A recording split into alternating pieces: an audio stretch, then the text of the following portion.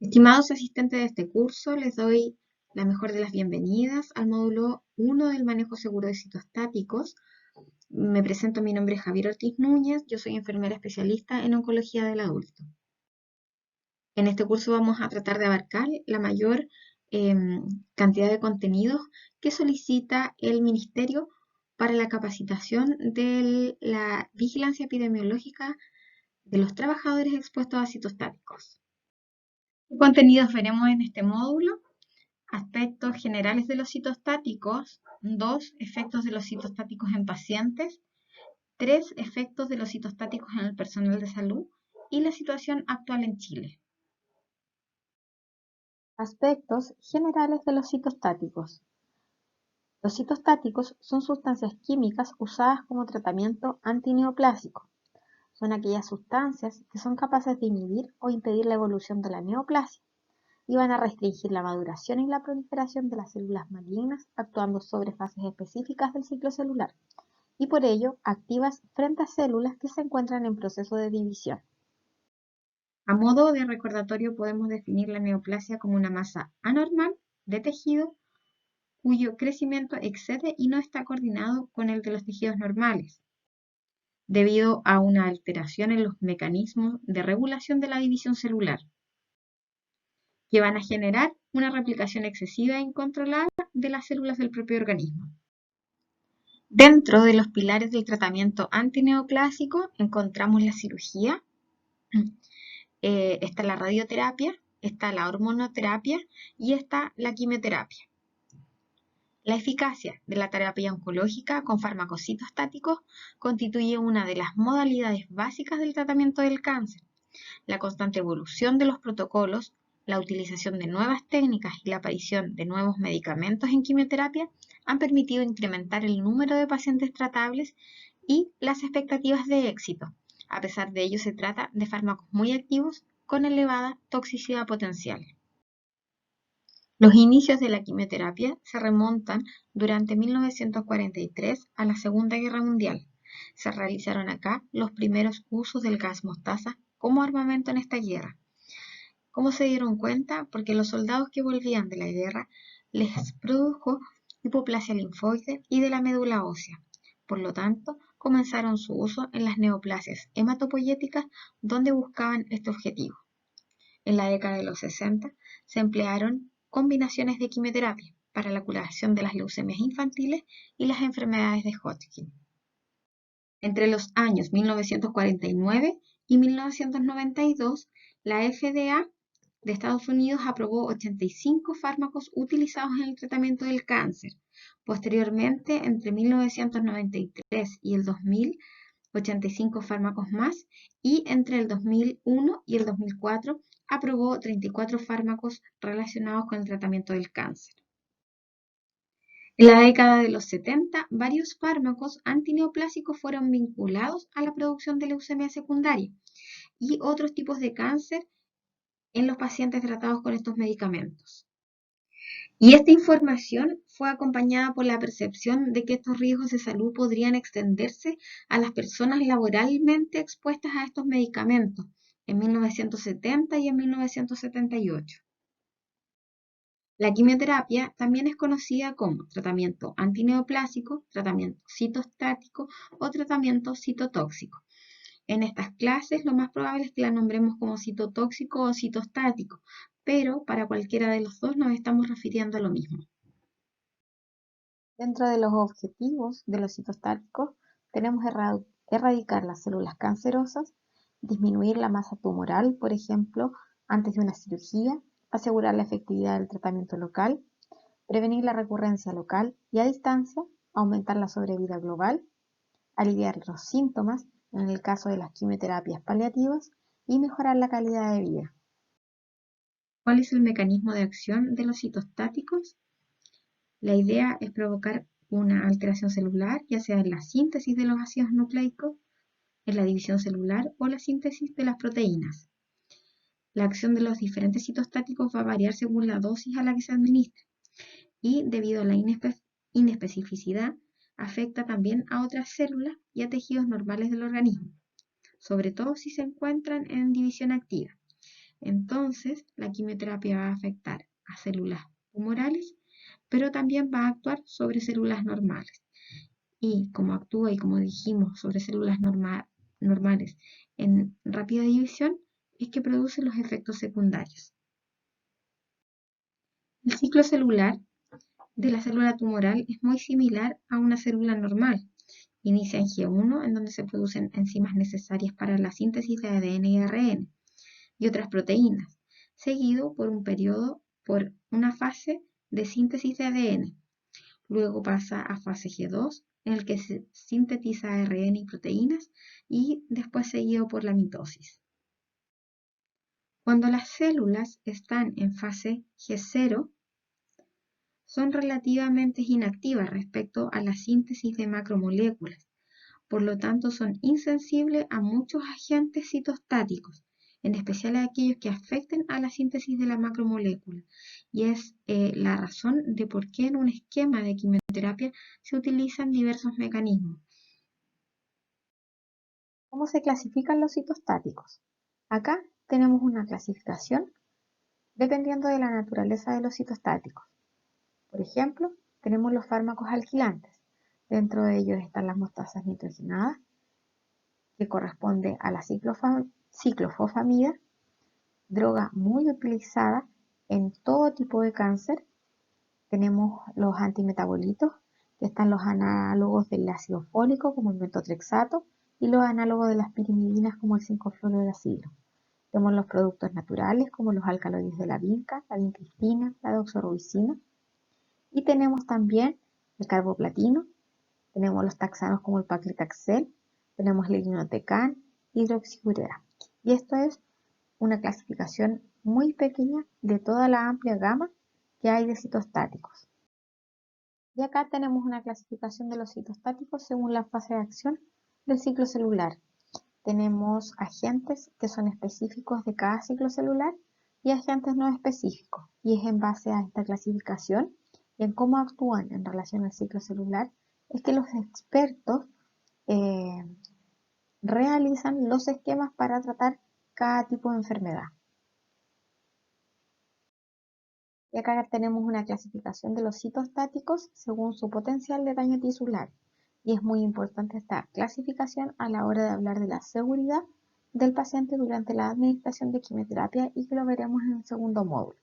Tenemos agentes poco agresivos, agentes irritantes y agentes vesicantes. Efectos secundarios de los citostáticos en pacientes.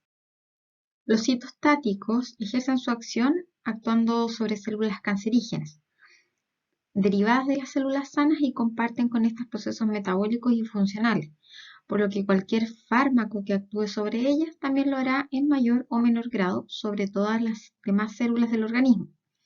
Entonces, de ahí que los tratamientos citostáticos o quimioterápicos asocian una serie de efectos más o menos graves sobre el resto del organismo, denominándose efectos secundarios, efectos tóxicos. Las células más afectadas por el efecto citotóxico de la quimioterapia son aquellas que comparten características con las células tumorales, o sea, aquellas que tienen una multiplicación celular a gran velocidad, como son las de los folículos pilosos, la médula ósea, el tubo digestivo y el sistema reproductor. Cada persona va a reaccionar de manera distinta, entonces los efectos secundarios van a depender del tipo de tratamiento y de cada persona, y la intensidad de estos varía en cada organismo.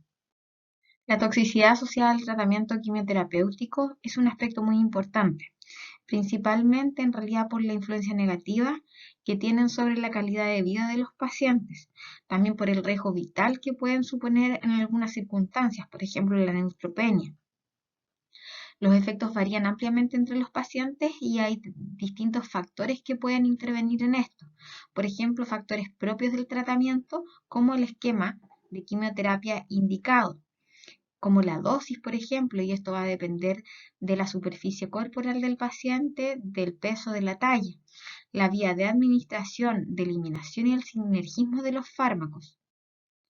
Factores propios del paciente, el estado funcional del paciente, la edad, Estudios demuestran que la quimioterapia es similar en pacientes jóvenes y en pacientes ancianos, a excepción de la toxicidad hematológica, que es más grave en mayores de 65 años, y la cardiotoxicidad, que también es más frecuente en este grupo etario. Tratamiento que se hubiese hecho el paciente anteriormente: quimioterapia o radioterapia o un tratamiento inmunosupresor, y patologías concomitantes del paciente. Por ejemplo, el paciente que tiene metástasis ósea también favorece una mayor toxicidad hematológica. La malnutrición también favorece a que aumenten los efectos secundarios. O, por ejemplo, existencias de insuficiencia hepática, insuficiencia renal en los pacientes. Los efectos secundarios de la quimioterapia pueden producirse durante este y hasta días después. Hay que tener en cuenta y en consideración que algunos de estos pueden no aparecer al principio y presentarse más adelante, después de varios ciclos de tratamiento. El tiempo que duran los efectos secundarios va a depender de la salud de cada paciente y del tipo de quimioterapia que reciba. Como veíamos anteriormente, la mayoría de los efectos secundarios son siempre temporales y desaparecen gradualmente finalizado el tratamiento. Tipos de toxicidad. Recordemos, y lo veíamos anteriormente, que las células más afectadas por el efecto citotóxico de la quimioterapia son aquellas que comparten características con las células tumorales, o sea, aquellas que la multiplicación celular va a gran velocidad, como son las, por ejemplo, las del folículo piloso, la médula ósea, el tubo digestivo y el sistema reproductor. Y es debido a esta afectación de estas células que ocurre la toxicidad aguda. Por ejemplo, en la mielosupresión se encuentra dentro de ella la neutropenia, anemia y o la trombocitopenia. El sistema gastrointestinal, tenemos la mucositis, las náuseas, vómitos, diarrea. En relación a la piel y folículos pilosos, tenemos la caída del cabello, la alopecia y las reacciones cutáneas que pueden aparecer. Y dentro de la toxicidad crónica tenemos la toxicidad renal, que puede ser insuficiencia renal, la toxicidad neurológica, que puede ser neuropatía periférica, por ejemplo, la toxicidad cardíaca, insuficiencia hepática, la toxicidad gonadal, que puede muchas veces ocasionar esterilidad y la mayoría de las veces es permanente. Toxicidad pulmonar, hay fibrosis pulmonar, y la toxicidad medular, aplasia medular a largo plazo. Acá vemos las toxicidades agudas más comunes que ya nombramos en la diapositiva anterior. Está la toxicidad hematológica, toxicidad del sistema digestivo y toxicidad cutánea, como la alopecia, dermatitis y síndrome mano-pie. Dentro de la toxicidad hematológica podemos decir que la anemia es un signo tardío, secundario a tratamientos prolongados, y se debe a la vida media de 120 días del glóbulo rojo. La trombocitopenia, por su parte, comienza entre 7 y 10 días posterior a la quimioterapia, también debido a la vida media de la plaqueta. Acá vemos el recuento de plaquetas después de una quimioterapia, generalmente, y estos son valores estándares que se recomiendan, pero todo va a depender de cada centro, de los protocolos de cada centro, de el criterio del médico, de los factores del paciente también. Menos de 100.000 plaquetas se recomienda la quimioterapia con precaución. Menos de 75.000 plaquetas se suspende la quimioterapia. Menos de 50.000 se transfunde si es que va a iniciar un proceso quirúrgico o va, por ejemplo, a una punción intratecal. Menos de 10.000 plaquetas se realiza transfusión. Y por otra parte, en este recuadro vemos los medicamentos que producen e inducen más riesgo de trombocitopenia. Por ejemplo, el carboplatino, un 23%, a trombocitopenias grado 3 y 4. La gemcitabina con cisplatino, también en alto porcentaje. Y acá aparece un esquema que es MAI, que incluye el mesna, la adriamicina, ifosfamida y dacarbazina. La neutropenia, también como parte de la toxicidad hematológica, sabemos que es la disminución del recuento absoluto de neutrófilos. Es una complicación, es la más frecuente de quimioterapia, tiene un alto riesgo de infección para los pacientes y por lo tanto es la principal causa de mortalidad a causa de quimioterapia y se traduce en un retraso en el tratamiento y la reducción de las dosis. ¿Qué factores de riesgo existen para la neutropenia? Por ejemplo, la intensidad de la quimioterapia, la edad del paciente, si la enfermedad está avanzada o no, si este paciente ha hecho recurrentemente neutropenias anteriormente, la mucositis, por ejemplo. ¿Y cuál es el rol del equipo? La educación por sobre todo, reconocer rápidamente una potencial infección, controlar sus signos y sus síntomas y que el paciente debe saber cuándo acudir al servicio de urgencia. Entonces, a grandes rasgos, vimos los efectos secundarios que producen los citotóxicos, los citostáticos, en los pacientes que se administran quimioterapia. Pero, ¿sabemos qué efectos producen a largo o a corto plazo en el personal que manipula, que prepara y que administra? Entonces damos comienzo a los efectos de los citostáticos en el personal de salud.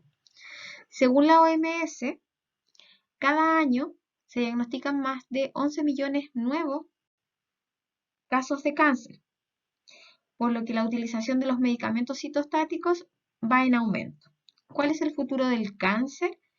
Lo que predicen los expertos es que el 70% de aumento en las próximas 2 décadas en el número nuevo de casos de cáncer en el mundo. 21,4 millones de nuevos pacientes para el 2032 y en el 2012 había 14,1 millones de pacientes. Estos son datos del GloboCan 2012.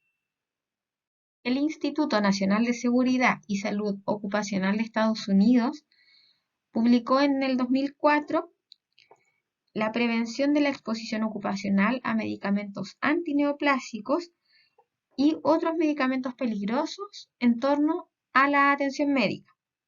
Se actualizó en el año 2010, 2012 y 2014.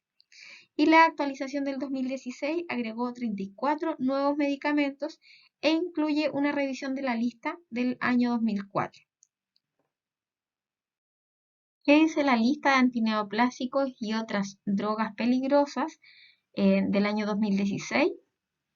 Dice que todos los medicamentos enumerados se van a considerar peligrosos, pero las precauciones de manejo seguro pueden variar con la actividad y con la formulación de la droga. ¿Cuál es la clasificación del ANIDO? Los medicamentos en el grupo 1 son drogas antineoplásicas que presentan riesgo reproductivo en la población susceptible. En el grupo 2 están las drogas no antineoplásicas que presentan un riesgo reproductivo en la población susceptible. Y en el grupo 3 están las drogas que producen problemas reproductivos para hombres y mujeres que intentan concebir, mujeres embarazadas o amamantando. Y que algunos de estos medicamentos se encontraron presentes trazas en la leche materna. Acá en esta tabla solo para mostrarles que vemos el grupo 1 de las drogas antineoplásicas y vemos dentro de esta lista muchas de las drogas que nosotros manejamos como la capecitabina, el carboplatino, la carmustina, por ejemplo, acá está el docetaxel, dactinomicina. Y acá en la tabla 2, el grupo 2, recuerden que eran drogas no antineoplásicas, pero aún así tienen un riesgo en la salud reproductiva de quien los administra y quien los maneja. Y en la lista 3, en el grupo 3, son drogas no antineoplásicas, pero que sí está demostrado que tienen efectos en la salud reproductiva. Estas 3 tablas que les mostré, es solamente un ejemplo de cómo está detallado esta lista en la NIOSH, que es la última actualización del 2016, pero hay un listado mucho más grande. La Administración de Seguridad Social y Salud Ocupacional y el Instituto Nacional para la Seguridad y Salud Ocupacional definen los citostáticos como peligrosos, ya que en estudios animales o seres humanos indicaron que la exposición a ellos tiene un riesgo potencial de causar cáncer, toxicidad reproductiva o daño en los órganos. ¿Cómo se identifican estas sustancias peligrosas? En base a la producción de uno o más de los siguientes efectos, como carcinogénicos, mutagénicos, teratogénicos o tóxicos a bajas dosis en modelos animales o pacientes tratados. Existen datos que indican que la exposición continua y prolongada a pequeñas dosis por manipulación inadecuada pudiesen tener dichos efectos. Consideramos al efecto teratogénico agentes químicos que producen abortos o malformaciones congénitas. Mutagénicos, aquellos que causen alteración en la estructura del ADN y por consecuencia, a largo plazo, que sea carcinogénico.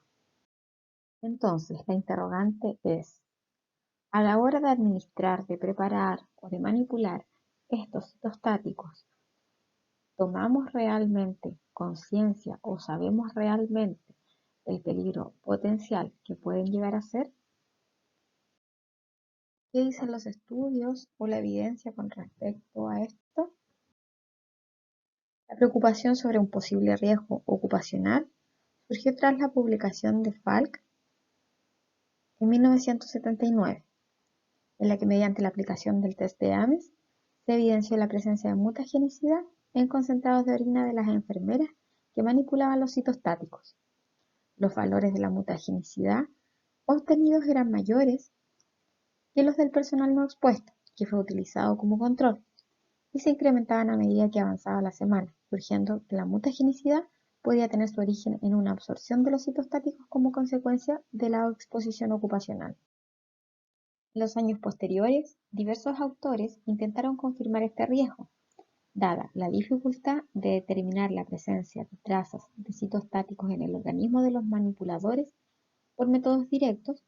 La absorción de los mismos se estudió a través de métodos indirectos, cuya principal limitación es la falta de sensibilidad y o especificidad, o bien a través de la investigación de posibles efectos relacionados con la absorción, por ejemplo, la presencia de alteraciones cromosómicas o problemas reproductivos. En estudios se vio que existe relación entre la exposición a ciclofosfamida y el desarrollo de la leucemia. Por lo tanto, está demostrada su carcinogenicidad. Específicamente en pacientes que usaron ciclofosfamida en un primer cáncer y que a largo plazo presentaron el desarrollo de la leucemia. A principios de los 80, Nguyen y colaboradores demostraron que la mutagenicidad detectada en la orina de un grupo de manipuladores que preparaban citostáticos en cabinas de flujo laminar horizontal desaparecía cuando la preparación se realizaba en una cabina biológica de seguridad. Estos resultados fueron confirmados por un grupo de 6 investigadores y contribuyeron decisivamente a la recomendación de llevar a cabo la preparación de las dosis en cabina de bioseguridad. Otro dato interesante que se obtuvo en el año 2000 es que algunos citostáticos presentan una presión de vapor lo suficientemente baja como para que se produzca una vaporización a temperatura ambiente. Por lo tanto, los filtros EPA son capaces de retener las partículas y los aerosoles, pero no los vapores que circulan libremente. Además, los autores sugieren que los aerosoles que son generados en la preparación y que se depositan en los filtros se evaporan posteriormente y los atraviesan. Al menos 3 estudios epidemiológicos relacionaron la exposición a citostáticos con un incremento de la incidencia de aborto espontáneo, malformaciones y embarazos ectópicos. Los citostáticos actúan sobre células con alto índice proliferativo. Por lo tanto, el feto en desarrollo se verá particularmente afectado.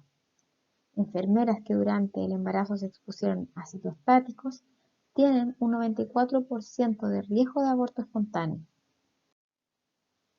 Otros efectos reproductivos que están descritos en la literatura es reducción de la curva de crecimiento fetal, bajo peso al nacer y anormalidades congénitas e infertilidad. ¿Qué problemas hay asociados al estudio? Que hay un largo periodo de latencia entre la exposición y los efectos colaterales. Pueden ser años a decenios. Además son estudios retrospectivos. El riesgo de exposición se mide cuando ya se ha expuesto el personal. Y además se obstaculizan los estudios por el uso de sustancias mutagénicas, por ejemplo el tabaco, por el uso de medidas de protección y por la variedad de las drogas utilizadas. Entonces, a raíz de lo anteriormente expuesto, surgió la necesidad de adoptar medidas de protección en los procesos de manipulación, ¿ya? Considerando que aunque la significancia clínica del riesgo ocupacional asociado a la exposición continuada a bajos niveles de medicamentos citostáticos no está firmemente establecida, sí existen suficientes indicios de que puede verificarse una absorción de los mismos, pudiendo asociarse a estos efectos mutagénicos, carcinogénicos, por ejemplo, reproductivos, y cuya prevención es aconsejable entonces tomar las medidas de protección, especialmente si se considera el largo periodo de latencia desde la exposición de un citotóxico al desarrollo clínico de una enfermedad. ¿Ya? Entonces hay interés de prevenir la exposición de los trabajadores a los citostáticos, ¿ya? Y se observa que hay inexistencia de protocolos, que hay insuficientes elementos de protección personal y que falta políticas nacionales que respalden su uso.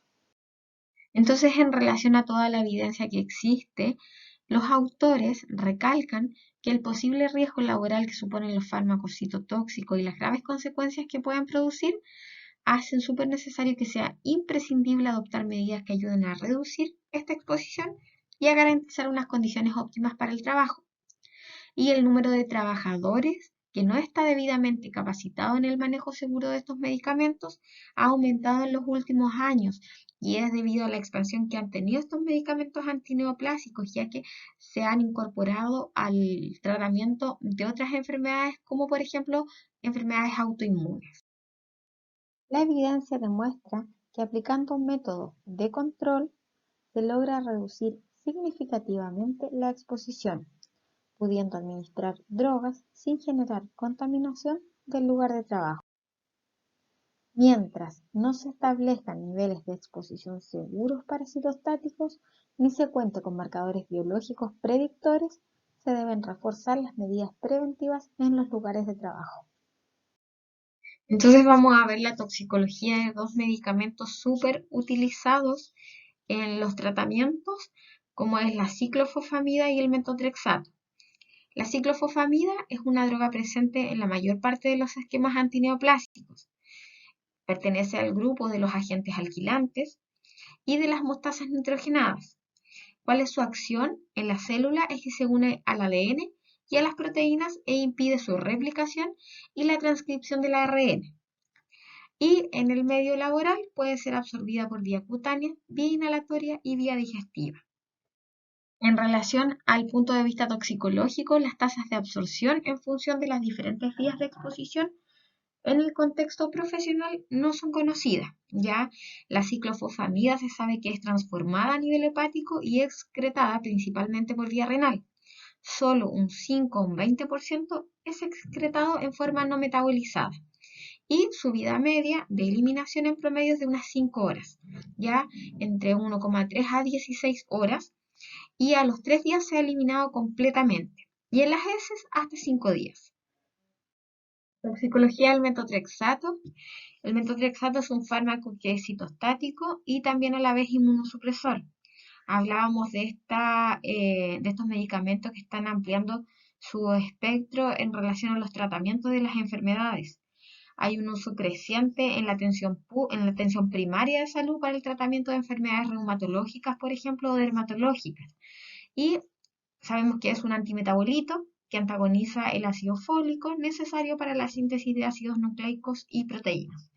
Tiene vías de exposición igual que la ciclofosfamida. ¿Qué antecedentes tenemos del metotrexato? Que se elimina vía renal sin metabolizar en 48 horas el 90%. Y el resto, el 10%, a través de las heces. La Agencia Internacional para la Investigación del Cáncer lo incluye dentro de la categoría 3, es decir, es inclasificable en cuanto a su carcinogenicidad para el hombre. Por lo tanto, no se puede decir que no sea carcinogénico, porque no se ha demostrado que lo sea o no. Pero por seguridad es recomendable contraindicar la exposición durante todo el embarazo y la lactancia, ya que también se excreta por la leche materna. ¿Cuál es la situación en Chile de los citostáticos? En el año 2013 se hizo una evaluación de los centros que administran citostáticos en Chile. La realizó el MinSal junto con el Instituto de Salud Pública, la cual se publicó en el año 2014. Se visitaron 43 centros de quimioterapia del sector público y privado.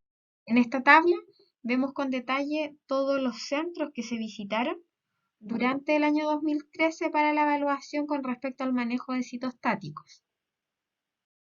Entonces, dentro de los 43 centros, 23 eran públicos y 20 eran privados, y entre ambos habían 736 trabajadores.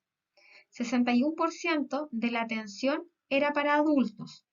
El 70% de los trabajadores de estas 736 eran trabajadoras mujeres. El 67% de los centros realizaba administración y el 15% de los centros en la preparación. 59% realizaba elaboración de preparados estériles. Recordemos que este porcentaje es más bajo en relación a quienes administran, porque muchos de los centros en Chile, públicos y privados, externalizan su compra en relación a la preparación de drogas citostáticas. En relación a esta evaluación, acá vemos en este gráfico la distribución de los trabajadores según estamento. Vemos que en su mayoría son TENS 418, enfermeras o enfermeros 244, químicos farmacéuticos 73, auxiliares 44 y ya en su minoría matronas 8, 12 médicos y auxiliares de aseo terminal 3. Con respecto al programa de vigilancia de la salud de los trabajadores, vemos que 34 centros contaban con un programa de vigilancia. 31 centros les tomaban hemograma a sus trabajadores y un centro tomaba ácido fólico. Hasta ese año, ningún centro tomaba drogas en orina. Las encuestas en salud se hicieron 6 y perfil hepático 8 centros lo hicieron. El Laboratorio de Toxicología del Departamento de Salud Ocupacional actualmente cuenta con la técnica de análisis de ciclofosfamida en orina. Y esta metodología permite cuantificar partes por billón para la ciclofosfamida de manera confiable. En este gráfico vemos la distribución de los trabajadores según su área. Por ejemplo, vemos que 498 trabajadores se desempeñaban en el área de administración, 111 en el área de preparación, 86 en almacenamiento y 41 trabajadores se desempeñaban en el transporte interno de drogas citostáticas. En relación a la capacitación impartida, 52,5% de los centros tenían capacitación general sobre riesgos laborales. Sin embargo, el 10% tenía capacitación sobre los riesgos laborales en el manejo de medicamentos. El 72% de los centros contaba con las bolsas rojas para los residuos citotóxicos, pero sin embargo el 21% contaba con el espesor de las bolsas de residuos requerido y el 9,3% contaba con la presencia de señalética. La presencia de elementos de protección personal y tipo de ellos. El 88,6% contaba con elementos de protección personal. El 77,5% tenía pechera plástica. El 22,7% tenía guantes de látex sin polvo, nitrilo o vinilo. El 29,5% contaba con mascarilla P3. 25% contaba con delantal de trabajo y cubre calzado solo el 18,2% cumplía con este requerimiento. Un 60% de los centros contaba con un kit de emergencias, pero solo el 20% tenía el kit completo. Otros datos interesantes es que la mayoría de los incumplimientos se relacionaba con la falta de doble casillero, el 90%, y el lavado de la ropa de trabajo en casa, el 85%, de acuerdo a lo indicado en el Decreto Supremo 594, artículo 27. El 98% de los casos faltaba la ducha de lavado ocular accionada por los pies y hasta ese momento en ningún centro de quimioterapia se calculaba el índice de contacto citotóxico.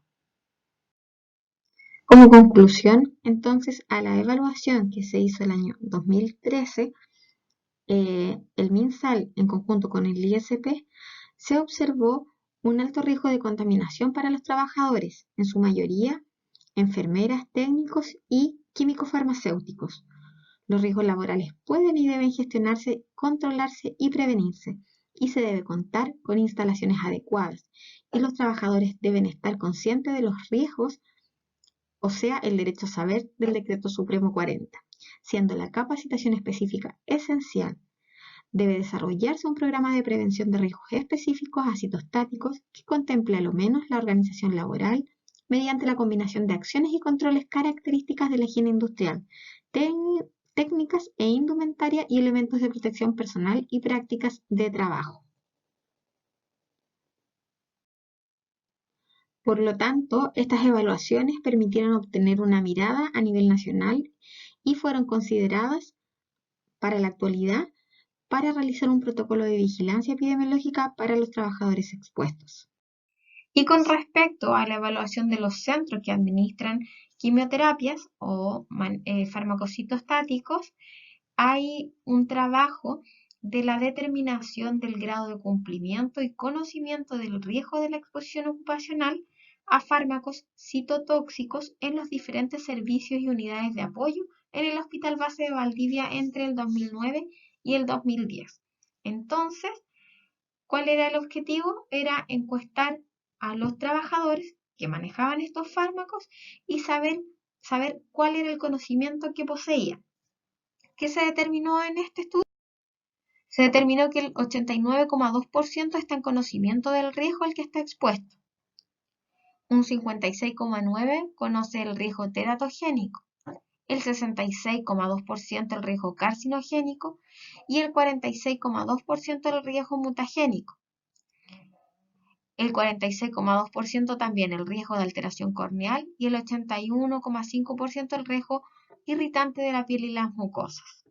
Respecto al conocimiento de las vías de exposición, 58% conoce la exposición a través de la piel y mucosas, el 39% la inyección, 52% la exposición de inhalación y el 38% la ingestión. En relación al uso de protección personal, para la preparación y la administración, el 61% utilizaba bata, el 65% utiliza mascarilla, el 100% utilizaba guantes y el 13% usaba gafas de seguridad.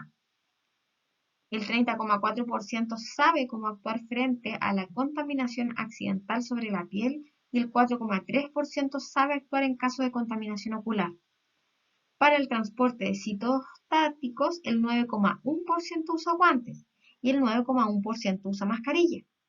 Y en caso de derrames, el 35,7% sabe limpiar correctamente el líquido derramado y el 7,1% reutilizaría los elementos de protección personal. Y en cuanto al uso de elementos de protección personal en el manejo de fluidos corporales, el 100% usa guantes, el 72,2% usa mascarilla y el 55,6% utiliza pechera plástica.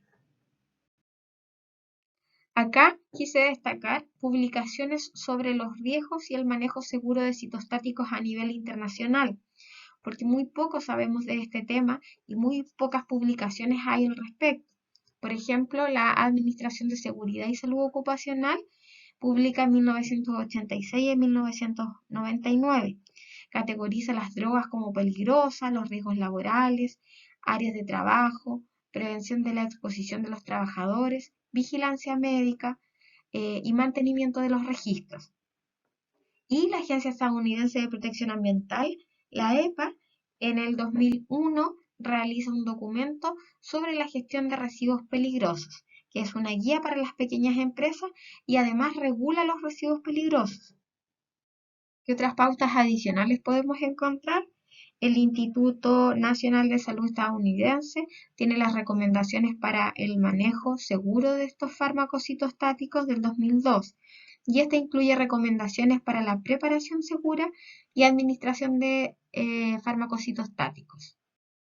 La Sociedad Nacional de Enfermería Oncológica de Estados Unidos también tiene la quimioterapia y directrices bioterapia y recomendaciones para la práctica del 2001. Y esta proporciona directrices completas para la administración de fármacos antineoplásicos, incluidas las directrices de manipulación segura. Y también tiene desarrollado en el 2003 el manejo seguro de medicamentos peligrosos y que incluye guías de manejo correcto de medicamentos peligrosos. ¿Qué normativas tenemos en Chile? Está la norma general número 51, que es la norma para la manipulación de medicamentos antineoplásicos en la farmacia de los hospitales. Y tenemos el reglamento sanitario sobre el manejo de residuos peligrosos, Decreto Supremo número 148 del 12 de junio del 2003, publicado en el Diario Oficial el 16 de junio del 2004. Y a eso se le suma la nueva norma sobre el protocolo de vigilancia epidemiológica de los trabajadores expuestos a citostáticos. Actualmente, ¿en qué estamos? En el año 2016 se aprueba el protocolo de vigilancia epidemiológica de trabajadores expuestos a citostáticos, el cual el Ministerio de Salud se dio un año para que los hospitales lo pudiesen implementar y comenzar entonces a supervisar. Este protocolo tiene como finalidad estandarizar la vigilancia epidemiológica de los trabajadores expuestos a citostáticos con el fin de evitar o pesquisar precozmente enfermedades profesionales. Su objetivo general es establecer una herramienta normativa y unificadora de criterios en el proceso de identificación y evaluación de la exposición a agentes citostáticos en los puestos de trabajo y las tareas laborales de los centros de quimioterapia, como también su control y su seguimiento.